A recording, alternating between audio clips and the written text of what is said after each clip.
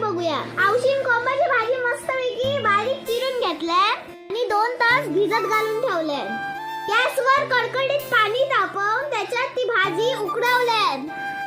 गॅसवर भाजी एकदम रटमटाक लागली आणि मस्तपैकी कढई टाकून त्याच्यात 2 चमचे तेल टाकले.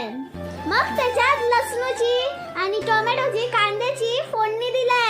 सो कांदा टोमॅटो शिजलं तसं हळद मीठ आणि मसाले टाकले. ते हळद मसाला भाजी तव्यावर चांगला परतवून घेतलं.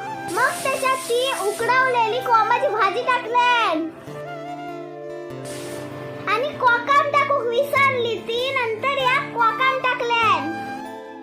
2 मिनिटं झाकण मारून ठेवले आणि मग खोबरं टाकले. एका साइडला भाकरी पण बनत होती आणि एका साइडला भाजी शिजत होती.